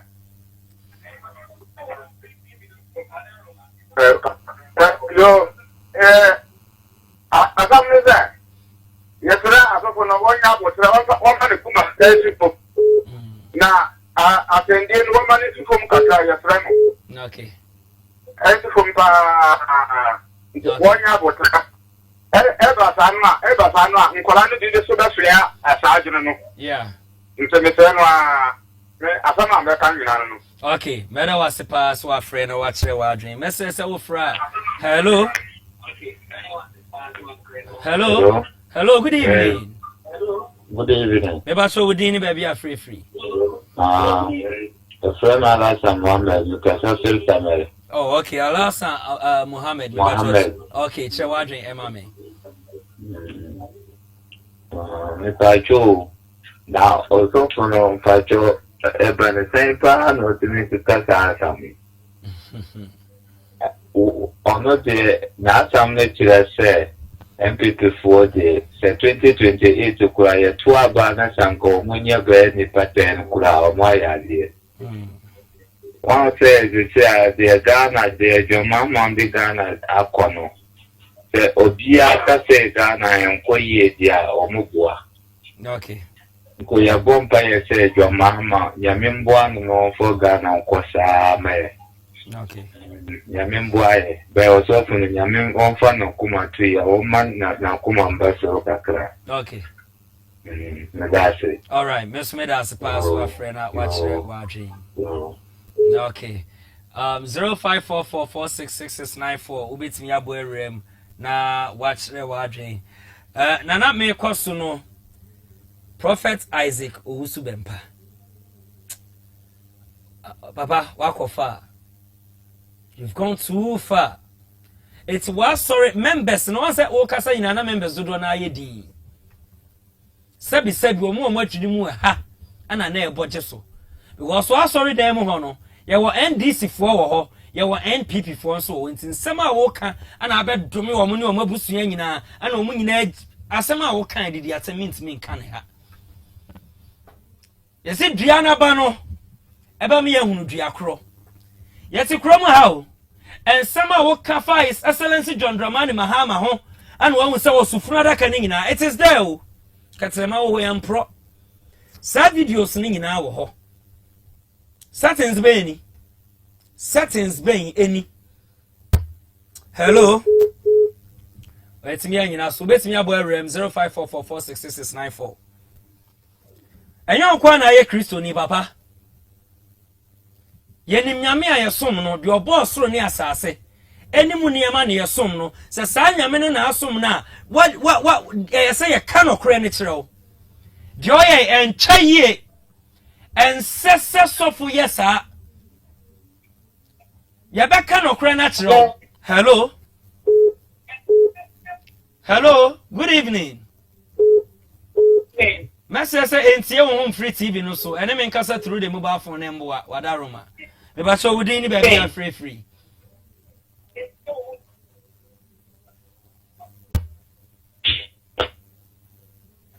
Hello. Bro Benye. Me ba so Abrante na ono ko tere gochi mema when you keji wadane no oba no owo. What's the papa can be there? The banner when you enjoy to control. Yeah. Bra, no can money you. What's the no but that you trap on Lamo at Pampaso. I can't remember do in Biribi. I'm not going to watch on the grab of the bra. They are young, wow, I'm about to Palanda Fan Wow. Look at the Macalano for a more bar. Yeah. It's not that in Ireland. Yes, so that about that I can and I what can they share on bra. Then my young mom pie, why? All right. Now, Colano, you won't so bad. Colano, so now me, I don't know yet you would dear Mawa, what you know about it. And you don't know about the chill. And you know about it. And you know too much, you know, and I want to be. But and you know. Yeah. And go the children that that you know, Papa, no, a camel. Yeah. And the crap of go. And you have the Papa, and yeah. So the officer na the back of the boy. Then now so na mweboka. Oboka baka do this what na bra babo. Ababo. What is about the bra? Iki na boye do nyanko. Okay. Ababo go to ado bo mu. Yes, look over there. All right. Okay, Madam Asiba. Hello. Hello. Hello, good evening. Hello. Me ba cho odin ya ne ba bia free. Me ba cho you the person now already. Onya na some plan, you the ban. That I would be any answer. Okay. If you or can ask them now, or shopping can ask them on the now for them one. Will be any answer. No one can let out no quads and no yes of it will be from a for the Sabbath Ghana.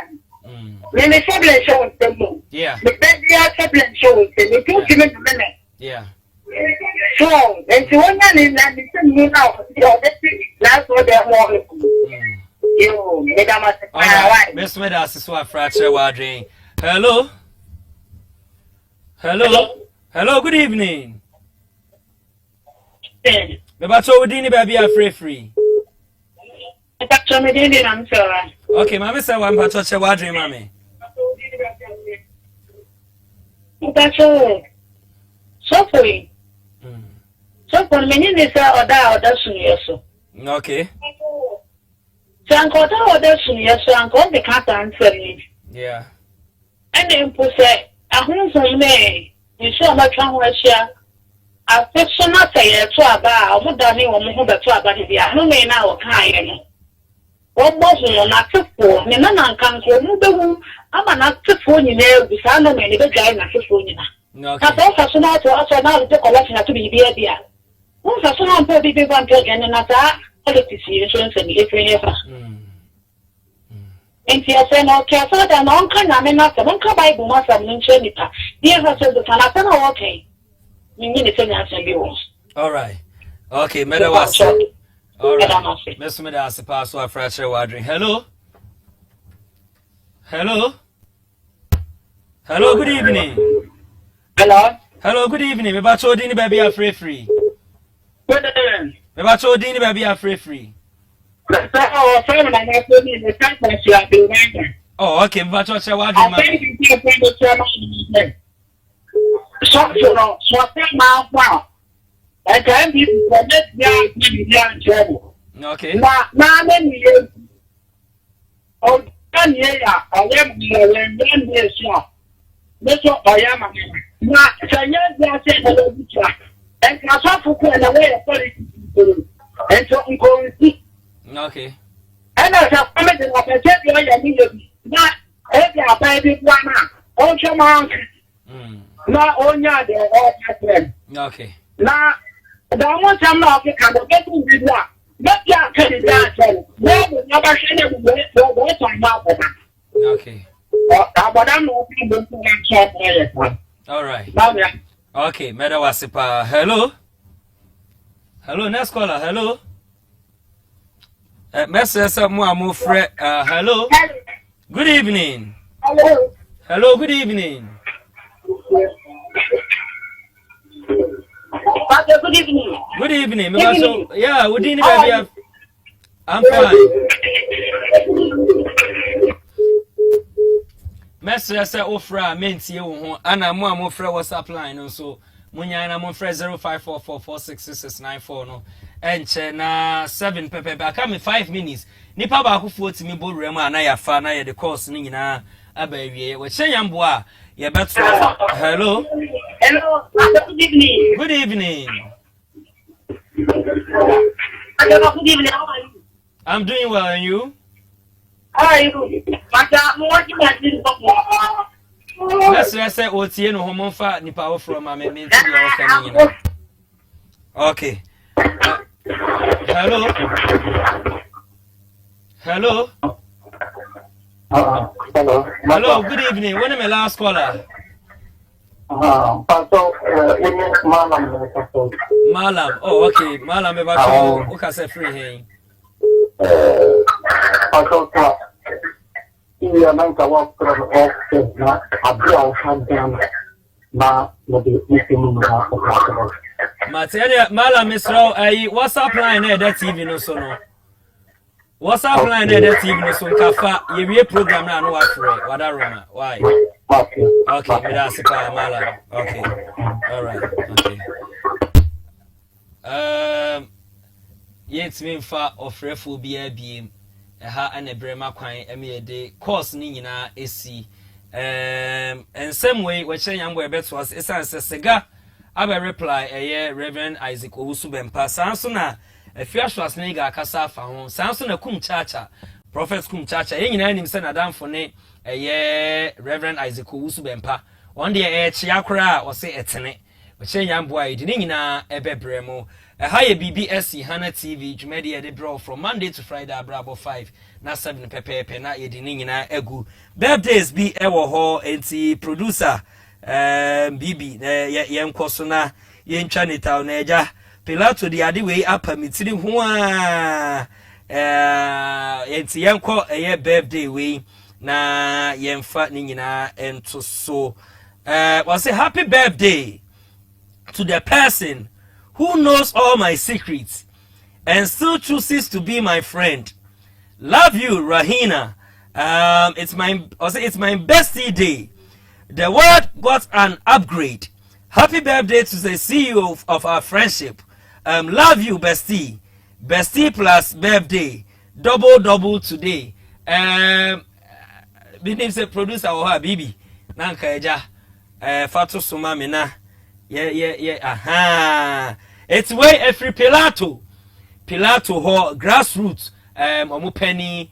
Ewo atwema nwabi eja south Pilato o say enkoma Rahina na wodin sem kakra ato so o say happy birthday to the person who knows my secrets and still chooses to be my friend. Love you, Rahina. It's my bestie's day. The world got an upgrade. Happy birthday to the CEO of our friendship.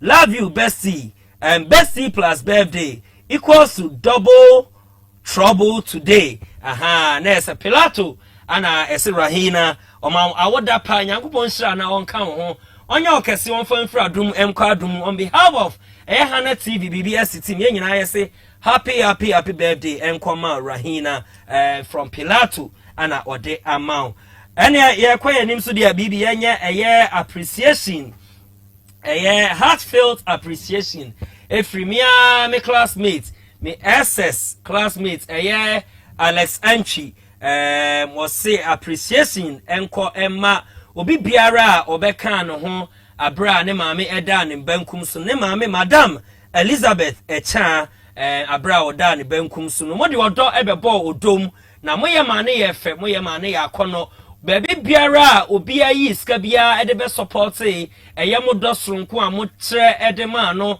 mo adaje amujaye ede ebe support na abra ne maame eka enchini egu ya na ase na brewa eda ne bakum so no ose yakupon hira mo yakupon enhyem anamu ofa mu fra dum nko adum onya mo kese na omma nsu enyini nche enti Alex Enchi elder ose yakupon hira obi biara na onye obi biara kese well ana brema kwan emi edi dwumade ne nyina ebe awieye midin edi Dizzi Davis bet me follow me IG any TikTok at Dizzi Davis KD Facebook no enso Dizzi Davis KD some dot apia eso yasene Samsona Lorette vagina wash eso yasene do bibiara oje bread hweye asinyagopon hyiram se kasama ya no paia eni de kwan so mo fa nchen Bibi senior MCR ono ene sa produce show we ono na de call inframam nyagopon hyiram no onye ne kase nyame adoma we chen yambo aye wa ha same place same